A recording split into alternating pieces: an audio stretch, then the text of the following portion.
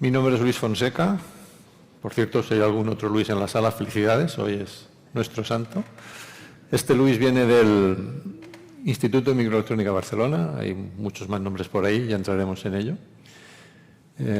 Y mi intención hoy es daros 4 ideas sobre el mundo de los semiconductores y las capacidades en este ámbito del instituto, que es un instituto que hace investigación muy intensa e intensiva en tecnología, por lo cual agradezco mucho a los organizadores del fórum que nos hayan invitado a este fórum tecnológico.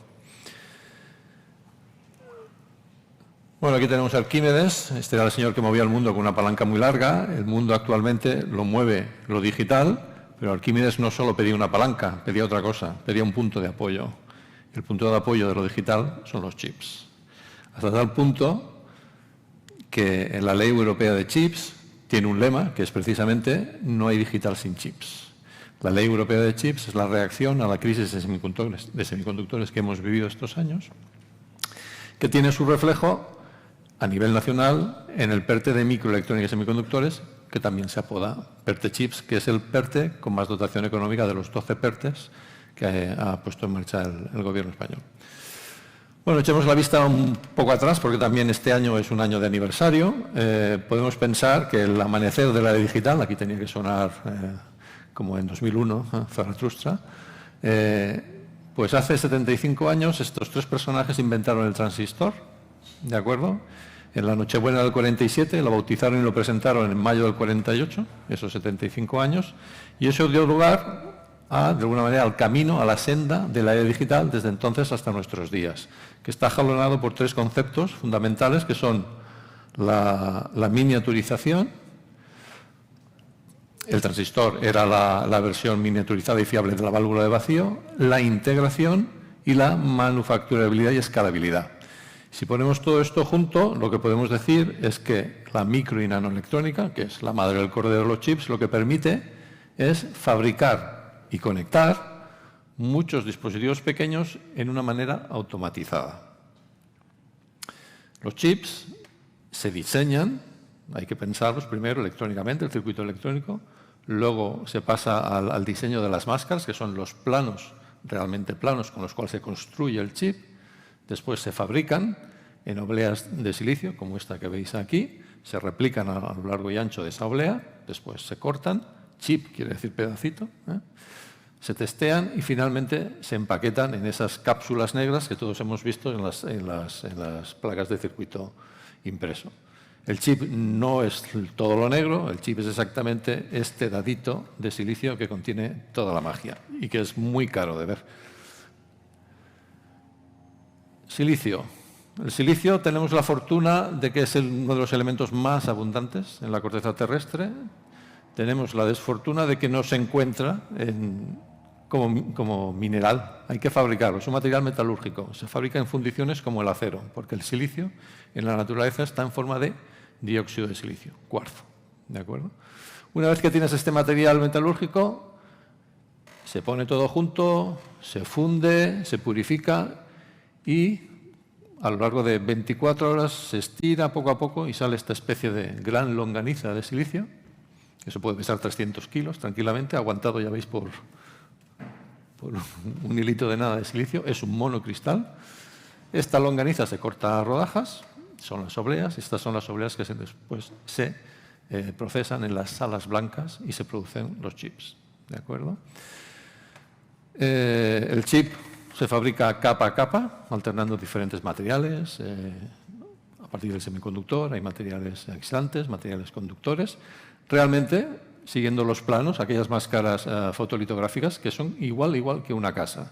Tenéis una vista lateral, aquí una vista en corte. Es tal cual como una casa. Los chips normalmente tienen tamaños de milímetro cuadrado, centímetro cuadrado.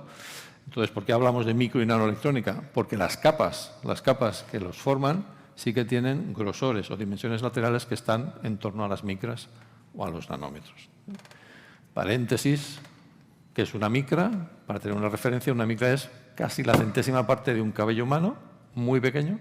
Nanómetro, pues la anchura de la doble hélice del DNA son 3 nanómetros. O sea que cuando hablamos que hay capas en el orden de la micra o del nanómetro, estamos hablando de ser capaces de hacer cosas en estas dimensiones.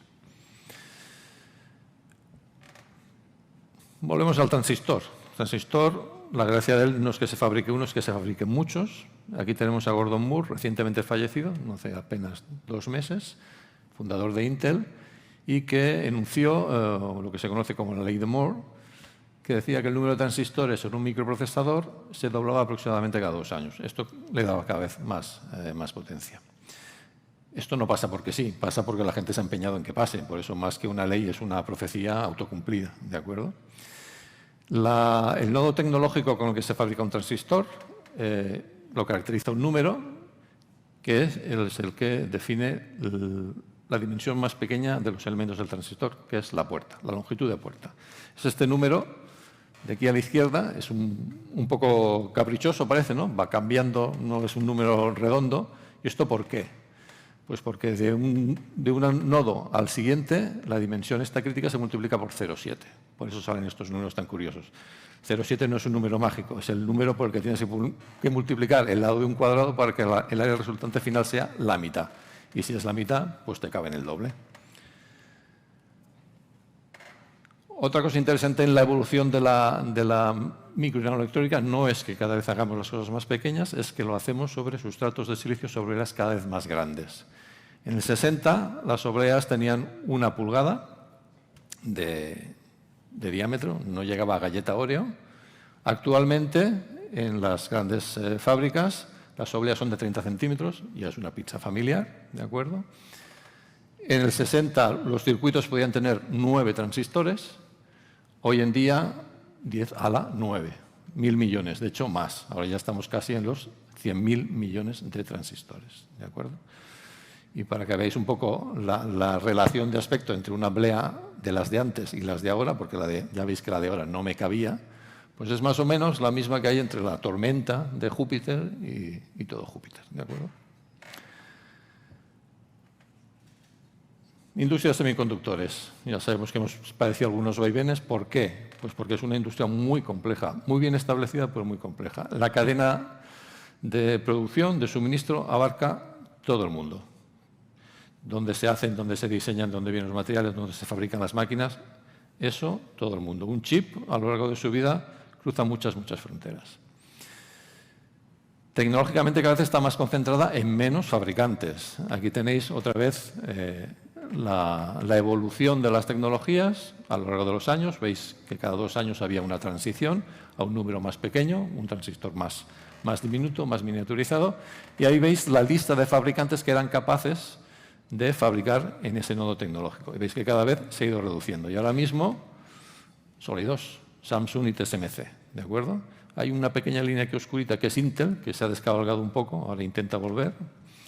Pero bueno, estos son los 2 grandes fabricantes que concentran ahora mismo la producción de semiconductores en los nodos más potentes. No quiere decir que el resto de nodos hayan desaparecido, todavía tienen producción, pero los más potentes están hiperconcentrados. Si Samsung es coreano, TSMC es de Taiwán, quiere decir que prácticamente el 80% de la producción de semiconductores para terceros está concentrada en Asia, no en China, sobre todo en Taiwán. Las 2/3 partes de los chips para terceros se producen en Taiwán. Y para acabar esta primera parte, no sé si habéis escuchado, creo que fue ayer, que Intel ha anunciado que va a hacer una gran fábrica, una mega fábrica en Alemania. Y han dado cifras de lo que cuesta. Y efectivamente dijeron que cuesta 17.000 millones, aquí tenía puesto 15.000 millones. Una fábrica de última generación para poder producir estos transistores en tan pocos nanómetros cuesta esta animalada. Pero no solo eso, ponerla a punto, desde que rompes el terreno hasta que tienes la primera producción, tranquilamente pueden pasar de 2 a 5 años, ¿de acuerdo?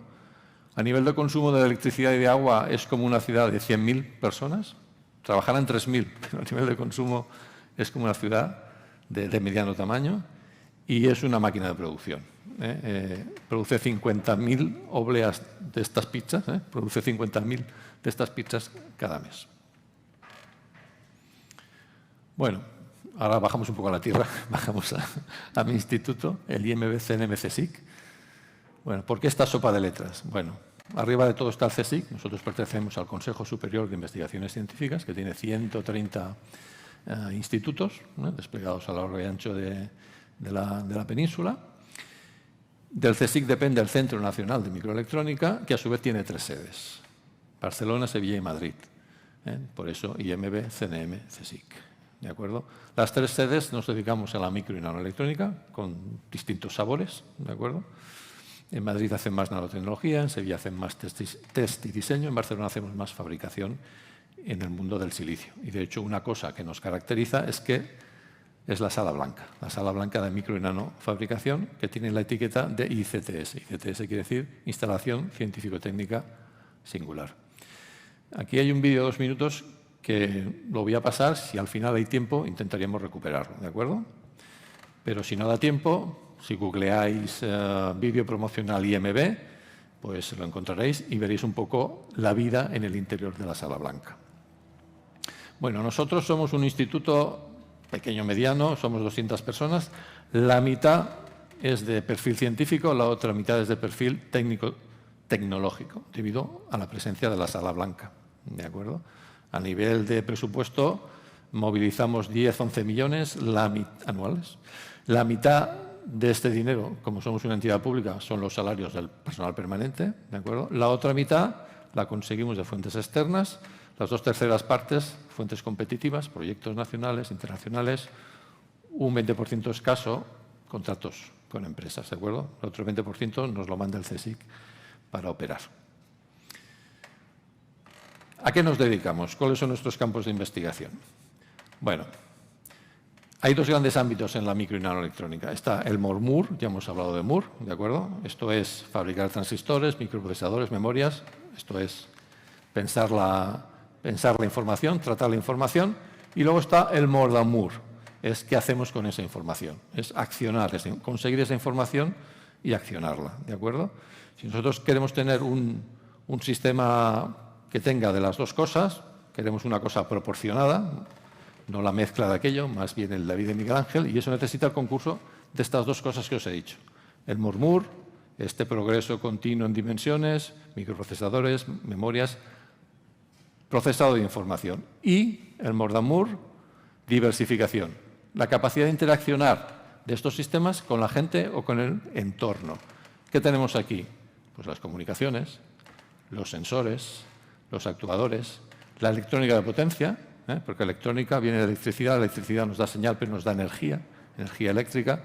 Controlar la energía eléctrica de una manera inteligente también requiere chips especiales, chips que son capaces de manejar tensiones altas, corrientes altas, electrónica de potencia, chips de potencia. Al final, digamos, del more está el nuevo campo de temas de computación neuromórfica o de cuántica. En el final, o con el more than more, tenemos también otras cosas como la fotónica, el uso de otros semiconductores o el grafeno. Bueno, ¿nosotros qué hacemos? ¿Cómo estamos organizados? Como os decía, somos un centro intensivo en tecnología, por lo tanto, hay una unidad de tecnología que cubre todos los campos. Es aquí donde desarrollamos tecnologías y procesos que nos permiten desarrollar, fabricar esos sistemas micro-nano que hacen interaccionar el mundo físico y digital. Y eso, al final, encuentra aplicación en diferentes campos. En nuestro caso, hemos definido 3 grandes campos: salud y medio ambiente, energía y movilidad, y uno más esotérico, fronteras de la física y seguridad civil. Si hablamos de la unidad de tecnología, ¿a qué me refiero cuando hablo de tecnología? Pues normalmente al binomio de un material y la tecnología que tiene asociada. Eso es lo que permite es este ciclo: diseñar, micro y nanofabricar, caracterizar y luego integrar en dispositivos, sistemas que encuentran aplicación. ¿Cuáles son esos binomios material-tecnología con los que trabajamos en el IMB? Fundamentalmente silicio, pero también otros semiconductores que se llaman de gap ancho, para aplicaciones en potencia o en condiciones ambientales duras, ¿vale? Materiales 2D, como el grafeno que os había comentado, pero también polímeros y papel. También hacemos temas de electrónica impresa. Y a nivel de aplicaciones, ¿a qué dispositivos estamos dando lugar? Pues estamos dando lugar en el campo que os había comentado de salud y medio ambiente, pues explotamos lo que se conoce, el concepto que se conoce como One Health. De alguna manera aglutinar todo lo que al final repercute en la salud de las personas, desde el medio ambiente, por lo tanto sensores para controlar la polución de aguas o de aire. Y aquí también entraría el tema de la agricultura de precisión, sensores precisamente para este tipo de aplicación. Y luego dispositivos en torno, digamos, al cuerpo humano. Pueden ser como parches, ¿de acuerdo?, para poder detectar algún parámetro fisiológico a partir del sudor, es un ejemplo. Implantes, sondas neuronales, réplica de órganos, órgano on a chip. Incluso se puede monitorizar in vitro algunos parámetros de una célula con ayuda de pequeños dispositivos que se pueden introducir en ellas. El siguiente campo que os habías comentado era el de la energía y movilidad. Aquí estamos hablando, por ejemplo, de la electrónica de potencia que os había comentado. ¿Para qué? ¿Para qué tipo de aplicaciones? Para todo el tema de la electrificación de industrias o de la movilidad. ¿De acuerdo? Es aquí donde hace falta una gestión inteligente de esa energía, de esa energía eléctrica. ¿De acuerdo? Esa sería la parte como de mega energía a lo grande, pero en el campo de la micro y nanoelectrónica y sus aplicaciones también está la energía en pequeño, la microenergía. ¿Por qué? Pues, por ejemplo, para alimentar los sensores o microsensores de la Internet de las cosas. ¿De acuerdo? Estos sensores tienen que multiplicarse. Ya sabéis que la Internet de las cosas implica la interconexión de miles, también de millones, de billones de dispositivos. Estos dispositivos, en algunas aplicaciones, pues están desplegados a su aire y tienen que funcionar autónomamente. Esto normalmente, si no los puedes enchufar, pues tiramos de baterías. Pero las baterías, si hablamos de billones y billones de baterías, también nos crea un problema. Entonces, aquí una solución es recurrir al energy harvesting, ¿de acuerdo? Es captar energía de fuentes residuales que puedas tener a tu alrededor. Y esto también se hace mediante micro-nanodispositivos, ¿de acuerdo? En este caso trabajamos con temas de termoelectricidad o piezoelectricidad, que es recuperar energía de superficies calientes o de superficies que estén en movimiento. El tercer eje que os había comentado es el de las fronteras de la física y seguridad civil. ¿De acuerdo? ¿De qué estamos hablando aquí? Bueno, estamos hablando de diferentes campos dentro de este mismo. Por ejemplo, estamos hablando de experimentos de altas energías en el CERN, en aceleradores, en colisionadores. Ahí se genera, cuando las partículas chocan entre ellas, un montón de radiación que conviene analizar, ¿de acuerdo? Y esto se hace también con detectores de radiación que se pueden fabricar con tecnologías del silicio. Este tipo de dispositivos pueden estar en aceleradores, pero también en sincrotrones o en lo que tiene que venir, que son los reactores de fusión. También allí son interesantes. En general, en todo lo que es física nuclear. ¿De acuerdo? También un campo aquí interesante es en las aplicaciones del espacio. ¿De acuerdo? El espacio es un entorno duro y aquí, cuando es menos duro, podemos usar el silicio. Cuando realmente es más duro, tenemos que usar esos otros semiconductores de los que os hablaba antes, que tienen técnicamente un gap más ancho que el silicio. Eso quiere decir que pueden aguantar más temperatura. Cuando te acercas al Sol, obviamente está muy caliente, y cuando le das la vuelta y te enfocas al fondo del universo, está muy frío.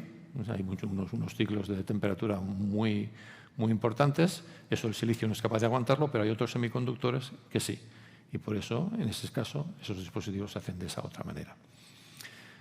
Los sensores de radiación que puedes usar en aplicaciones de física de altas energías, también los puedes usar por temas de seguridad en un ambiente urbano. Entonces, hay sensores que se usan pues, para este tipo de prevención de desastres, ¿no? O terrorismo, que pueden involucrar pues, bombas sucias, ese tipo de cosas.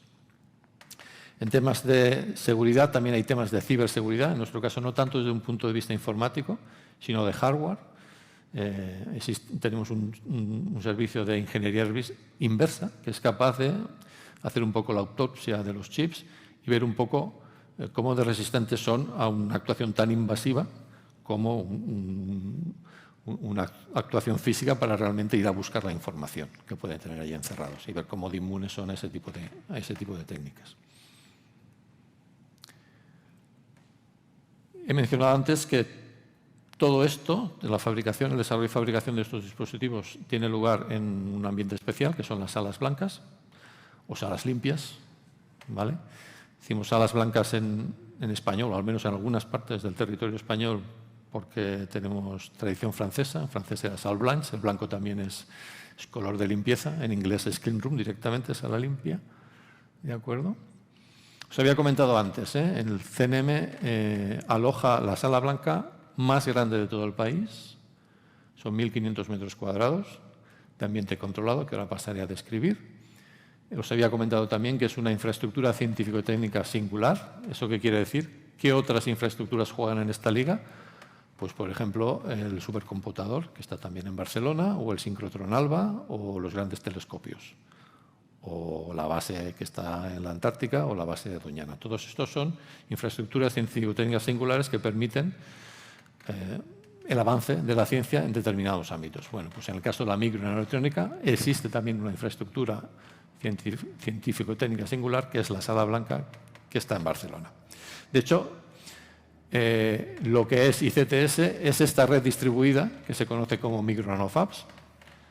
No nos rompimos la cabeza con el nombre, Micro-Nano-Fabs, que tiene 3 sedes. No coincide con las del CNM, que os he explicado antes. Sí que es verdad que hay una en Madrid, pero está en la UPM.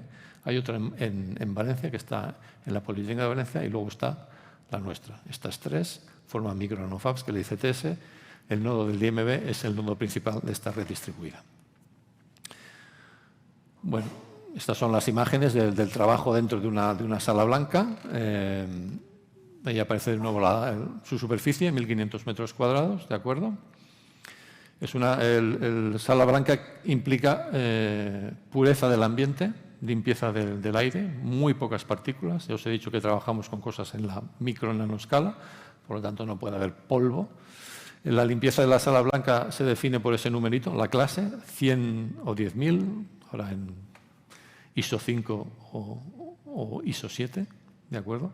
Ese número quiere decir 100, que hay menos de 100 partículas por pie cúbico de un tamaño mayor a media micra. Aparte de, bueno, para comparar, el aire que estamos respirando es aire 1.000.000, ¿vale? Por lo tanto, clase 100 quiere decir que es 10.000 veces más puro. Aparte de la limpieza, si lo queréis comparar, un quirófano en las que se hacen las operaciones más críticas, operacionamiento, es ISO 6. Por tanto, una sala blanca de microelectrónica es aún más limpia. Y esta es la nuestra, las hay de producción que son de clase 1, aún muchísimo más limpias. Aparte de la limpieza del aire, tenemos el tema de la estabilidad de las condiciones de trabajo, temperatura y humedad muy controladas. Trabajamos con obleas de 100 o 150 milímetros, no con las de 300, ¿de acuerdo? Y aquí veis pues, diferentes tamaños de chips. La sala blanca tiene su propio personal, no es una sala blanca académica en la que los investigadores y los estudiantes hagan sus cosas, no es una sala blanca que tiene capacidad de preproducción de pequeñas series y por eso tiene sus propios ingenieros y sus propios operarios. También es cierto que hay equipos en los cuales los investigadores y los estudiantes pueden acceder, porque no dejamos de ser un centro de investigación, ¿de acuerdo? Aquí tenéis un rendering 3D de la sala blanca y del edificio de servicios que le permite ser blanca o ser limpia. Esto también, si os navegáis por Internet y con palabras claves como tour virtual de la sala blanca y IMB, podréis acceder a ella. Podéis pasear por las diferentes dependencias. Vamos ya a ir acabando. Os decía que hacemos investigación, pero que también podemos hacer preproducción, por lo tanto tenemos una labor de transferencia tecnológica que es importante, es destacable para ser un centro del CSIC. Hacemos como 7 o 8 patentes por año y en los últimos 12 años hemos creado 14 spin-offs. Colaboramos con todo tipo de compañías grandes como Fagor, que es de la Corporación Mondragón, que es la única empresa que fabrica realmente semiconductores en España, o BSH, que es de equipamiento de marca blanca, electrodomésticos. Con ellos los llevamos acompañando 20 años, por lo menos, ayudándoles a hacer diferentes cosas. Estos dos trabajan en el entorno de electrónica de potencia. Y luego hay todo un ejemplo de otro tipo de empresas más pequeñas que están en el límite un poco de la tecnología. Por ejemplo, InBrain se dedica a las ondas neuronales, tenemos un par de espacio, GNI o Solar MEMS, Kilimanjaro hace cosas de cuántica, Devicare ha comercializado un dispositivo que se vende en farmacias para el control del pH de la orina, este tipo de cosas. Y en cuanto a las propias spin-offs, pues aquí tenéis algunos ejemplos. Las 3 de la izquierda son spin-offs que comercializan o comercializaban, porque de las 14 solo quedan 9 vivas. Esto pasa con las spin-offs, dispositivos semiconductores puramente electrónicos. Las del centro tienen que ver con temas de microenergía, como os había explicado, y las de la derecha tienen que ver con temas de salud, dispositivos para la salud. Aquí están, por ejemplo, pues órgano on a chip, las ondas neuronales, los chips intracelulares o parches para detectar cosas a partir del sudor de las personas. Y ya voy a acabar con una última transparencia que intenta condensar todo esto que hacemos. Os comentaba al principio que la gracia de la micronanoelectrónica es hacer las cosas pequeñas y hacer las cosas escalables. Esto permite desplegar los micronanodispositivos en todo tipo de escenarios de aplicación, ¿de acuerdo? En torno a nosotros, en nuestro ambiente, Smart Cities, Smart Cars, Smart Factories, pero también en sitios tan complicados como puede ser el interior del cuerpo humano, ya os he dado ejemplos, o el espacio exterior. Y aquí pues tenéis la trayectoria un poco que va de lo muy pequeño, de lo remoto por estar dentro de las células, hasta lo remoto por estar en el espacio exterior. Hay miles de dispositivos fabricados en la Sala Blanca que os he presentado que están orbitando la Tierra en constelaciones satelitales, no la de Elon Musk, otra, no Starlink, otra, ¿vale? Pero también hay chips que están a bordo de sondas espaciales que han llegado tan lejos como el Sol o llegarán aún más lejos, como Júpiter. Júpiter está más lejos que el Sol, ¿de acuerdo? Y entre medias pues tenemos todo este tipo de cosas. Esto yo os lo había comentado, sensores de radiación, por ejemplo, en el CERN. Contribuyeron a lo que fue el descubrimiento del bosón de Higgs, por ejemplo, hace 10 años. Los parches que han salido, las ondas neuronales, dispositivos inteligentes de potencia. Este está puesto aquí porque era una plataforma de test COVID que no se ha comercializado, pero simplemente para comentaros que durante la pandemia, durante el confinamiento, la Sala Blanca siguió trabajando porque se consideró que era una instalación crítica para poder seguir dando apoyo a proyectos nacionales y europeos que precisamente estaban intentando solventar temas de la COVID. Y un poco esto era todo. Yo creo que esta es una de las transparencias que realmente muestran un poco el orgullo de lo que se puede hacer tecnológicamente aquí, desde lo más pequeño hasta lo más lejano. Este era el final. Muchas gracias por vuestra atención.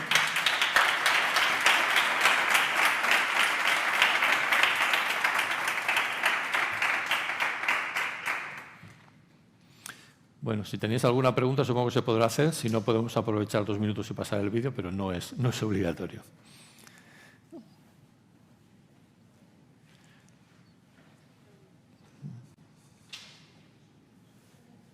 Sí.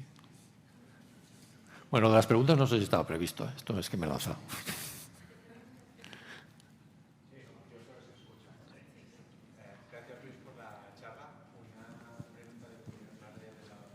Mira, ahora te llega el micrófono. Gracias, Luis, por la charla. Una pregunta referente a la fabricación, ¿no? Comentabas el alto nivel de inversión para tener fábricas aquí, ya no en España, sino en Europa.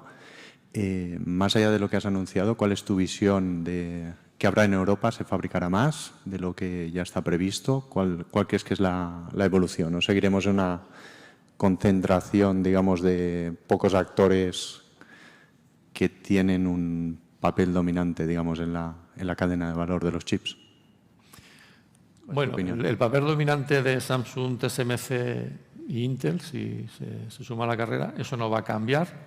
Lo que sí se intenta es que la producción no esté concentrada geográficamente. A nivel, digamos, de productores sí, porque eso ya no tiene marcha atrás. La tecnología se ha hecho tan potente que realmente solo los que se han mantenido en la carrera son capaces de dar el siguiente paso.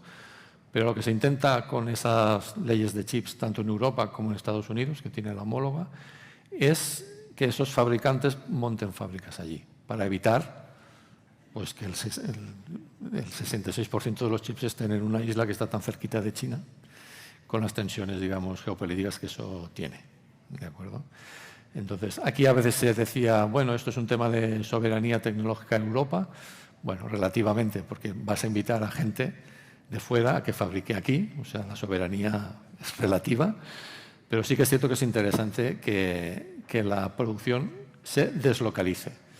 En los 70-80 se habló de que la producción de chips se estaba deslocalizando. Aquí tuvimos una planta puntera en Madrid, en Tres Cantos, de ATT, que se cerró a principios de los 2000 porque dijo, el tema de la microelectrónica se ha deslocalizado.